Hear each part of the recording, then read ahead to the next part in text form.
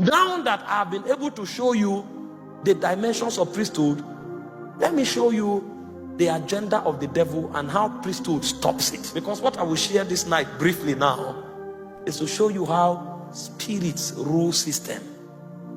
So you know the level of power you need to be able to change things. It takes power. When somebody's life is under attack, it takes power. It doesn't take counseling. Counseling comes after power. If you have not dealt with the demon, if you have not altered the molecular structure of the person that demons have mutilated, your counseling will fall on deaf ears. Even if the person receives it, he can't keep it. The Western world thinks it's about intelligence. They took priesthood away and brought English and programs and principles. After many years, they discover that their society is dying. The soul of morality has been pierced. It has punctured, and they can't even control it anymore. Because they didn't know what priesthood was doing to sanitize their society. It's power. And so before we enter the dynamics of legislation, you have to begin to drill your spirit. See, leave the shouting first.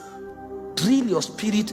Be able to quieten your soul before God until you can pick something from the realm of God. That's when you can be sure that even the salvation you are talking about is real. Because you have walked through time all your life. Everything you know about God is a story somebody told you. That means you are going into eternity with uncertainty. You don't know this your God is true because you've never picked anything from him. What is the difference between you and the dead religion? Because their God is dead. You claim your God is alive. You've never heard anything from him. You've never interacted with anything from his realm. And then you are walking. That's why when the devil comes, the first thing that comes out of you is fear. Because you are not sure if what you believe is true. And so we need to come to that point where we surrender to the government of the presence. And number one, this God will accept everything he says he is, and we honor him for it. Number two, we wait upon him and insist that we too must see his reality. Number three, we insist that we wait until he speaks to us. And when he speaks to us, we want to participate in his program. This thing you say you are doing in Kenya, I want to participate in it. I don't just want to come to church and go back. What are you saying about Kenya that everybody is claiming and talking about? How come these things are a story to me? What are you doing? I want to participate. So that you don't just join the bandwagon and say God is doing something. What is God doing? Everybody stands up, they say we are in the last day, God is doing something. What is God doing? Who told you? How are you sure that God is doing something? And if God is doing something, what role are you going to play in it? These are the things that should burden us, because until we get there, we are not part of God's program. And if we are not part of God's program, we are not priests and we are not kings. Our lives will just be a function of receiving the leftovers that those who are participating in the kingdom are dropping by. And so you are receiving healings and impartation. Whereas the man who is coming to impart you is standing before God every day. It is the overflow of what runs out of him that he pours on you in the service. Thank God for that impartation. But when will you also appear on the mountain and say, the God who encountered this man, that he will blow and people will fall? The God who encountered this man, that he will touch cancer and cancer will die. When will I meet that God? Thank God for the healing, but when will I walk in divine health? Thank God for the impartation, but when will I see this God for my own self? These are the burdens of priests. Imagine you are in a family and every day your elder brother comes and says, Daddy said take 2,000. Tomorrow he comes, say Daddy said take food. Tomorrow he comes, he said Daddy said take transport to school. What day will I see Daddy? Why is it that you are the one always seeing Daddy to tell me what Daddy is saying? Me too, I want to hear what Daddy is saying. I'm not a stranger. I'm not a visitor. I'm also born into the family. Because I'm not only interested in what Daddy is giving. Who is Daddy? Where is Daddy? I want to see Daddy.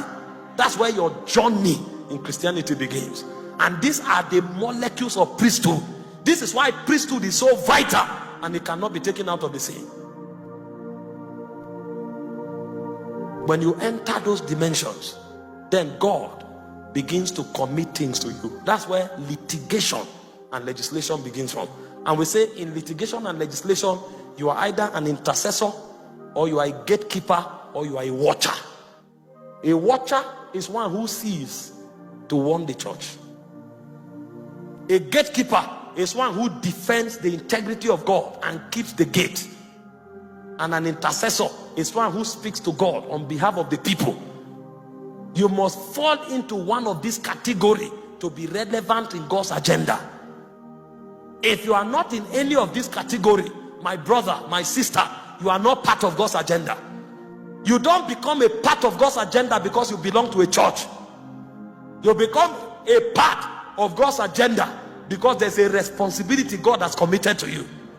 There are those who are seeing and are telling the church what God is saying. There are those who are standing at the gate to defend the integrity of God. And there are those who are talking to God about what is happening so that God can act on behalf of the church.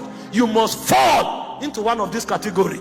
This is what Christianity is about, that you are a part and a parcel of God's program. But there are few people who are participating in God's program. Church is full, participators are empty. Full church, few participators. So there can be no legislation, there can be no litigation. The reason these things are very important is because if they don't happen, God's agenda will be truncated. And if they begin to happen, the agenda of the devil will be truncated.